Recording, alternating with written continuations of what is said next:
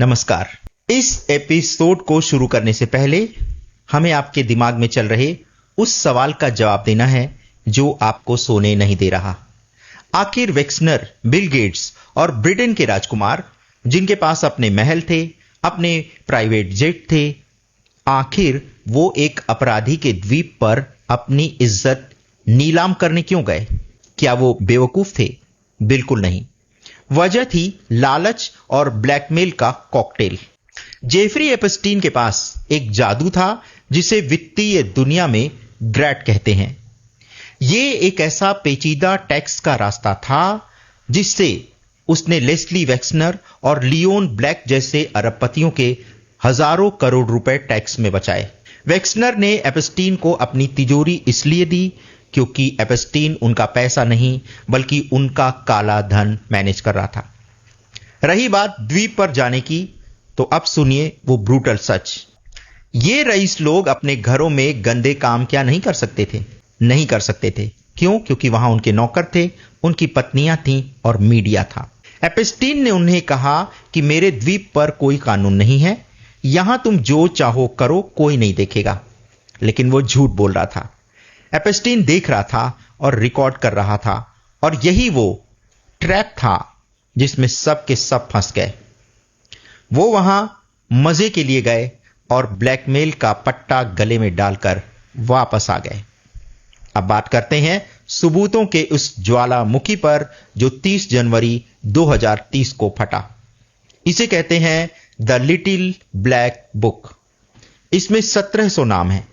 ये नाम किसी पार्टी की गेस्ट लिस्ट नहीं है। यह उन लोगों की लिस्ट है जिन्होंने अपनी आत्मा शैतान के हाथ बेच दी थी। पहला नाम देखिए, नाम है बिल क्लिंटन, पूर्व अमेरिकी राष्ट्रपति। फ्लाइट लॉग्स बताते हैं कि क्लिंटन ने एपस्टीन के जहाज लोलिता एक्सप्रेस में कम से कम 26 बार उड़ान भरी। क्लिंटन कहते हैं कि उन्हें एपस्टीन के काम का पता नहीं था। क्या ऐसा संभव है?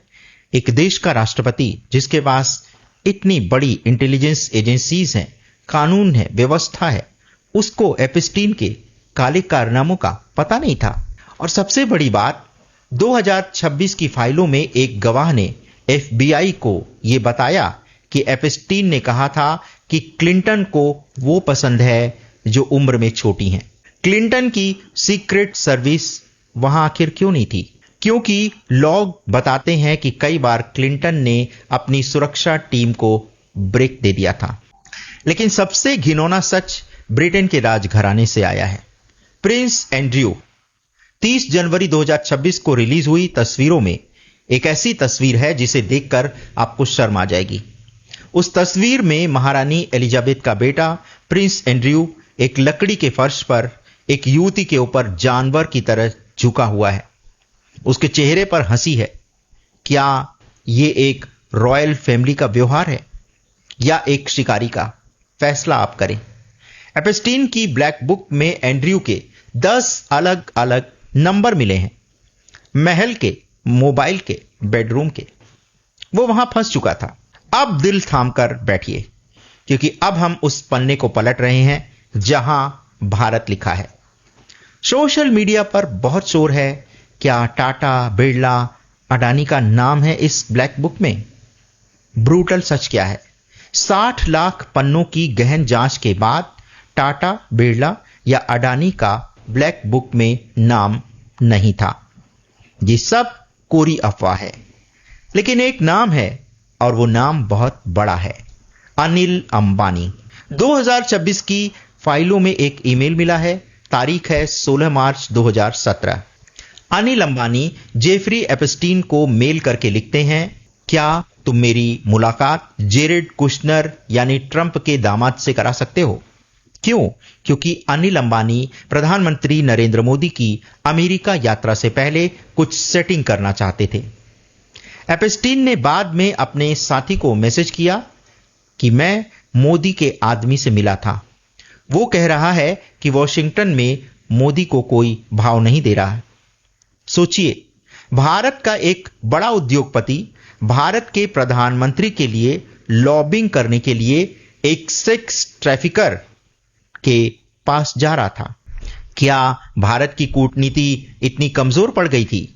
हालांकि फाइलों में यह भी लिखा है कि अनिल अंबानी ने एप्स्टीन के साथ कोई गलत काम नहीं किया और इसका कोई सबूत भी नहीं है, लेकिन संगत का असर तो दिखता है। एक और नाम है दीपक चोपड़ा। दुनिया को आध्यात्म सिखाने वाले चोपड़ा एप्स्टीन से पूछ रहे थे, क्या तुम ट्रंप की बीवी को जानते हो?